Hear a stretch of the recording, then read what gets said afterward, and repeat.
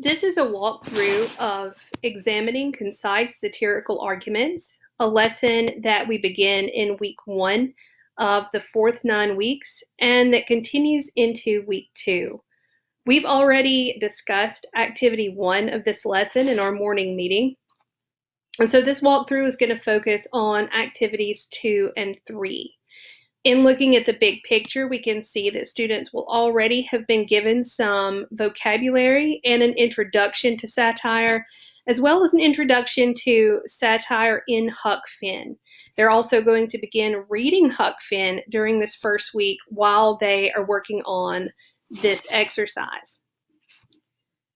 And if you look at the rest of the 9 weeks, you see that satire is kind of the dominant skill for this grading period. So they're going to continue working on satire all the way up until the end of the 9 weeks with their satire project presentations.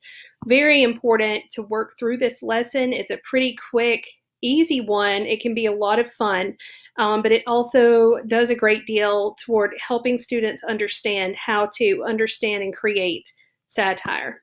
Going into the lesson, we've got our teacher notes, materials and resources, assessment options, and then teacher suggestions. And since we've already walked through activity 1, we'll go ahead and scroll down to activity 2. In activity 1, the students really worked through the thought process with the definitions that Bierce provided.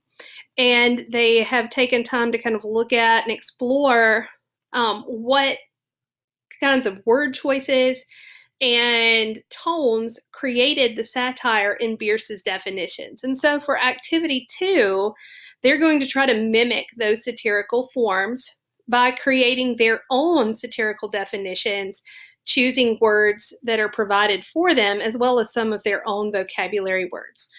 You're certainly free to expand on this word bank if you want to. If there are some other words you would like to add in that you think students could use to make their satirical definitions, you're welcome to do so. And so they're going to choose 2 of the provided words, and then they get to choose their own their own third word in order to complete this assignment. So there are some directions. There's some steps provided that they need to go through to create each one of their definitions. First, they need to identify the part of speech for each word and think about how the part of speech is going to impact the definition. They need to look up the standard dictionary definition for each word. There's a link here to an online dictionary, and a lot of students prefer to just use Google Dictionary as well. And then they're going to construct a satirical definition for each of the 3 words that they chose. This is the hard part of the task because they've got to really think about how to create that concise, witty, and understandable definition, and really emphasize that the definition must critique something in some way in order to be satirical.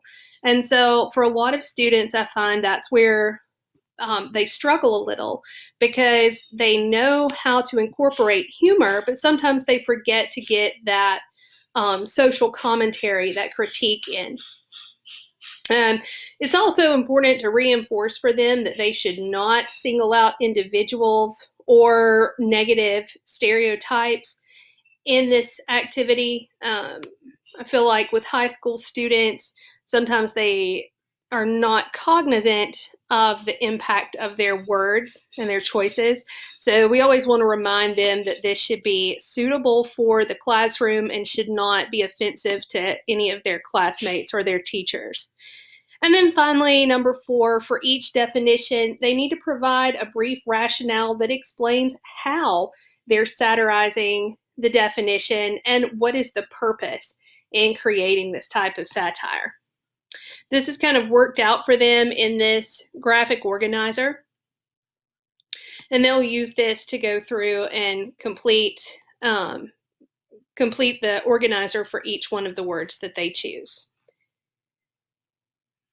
And then activity 3 is just kind of an extension of activity 2, but also an opportunity to incorporate some movement and some creativity in the classroom. In activity 3, the students will choose one of the words that they defined and then create a visual representation or an illustration of that satire. So they'll choose just one of the words.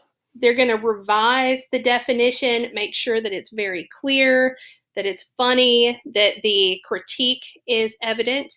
And then on a piece of chart paper, they're going to include all of these bulleted items: the vocabulary, word, and part of speech, the standard definition, the satirical definition, and then the illustration of that satire.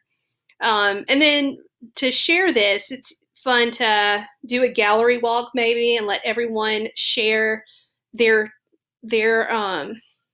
infographic or their chart, and have the other students do a gallery walk and look around at the products and maybe provide some constructive feedback and some commentary on the pieces of satire that they and their classmates have created.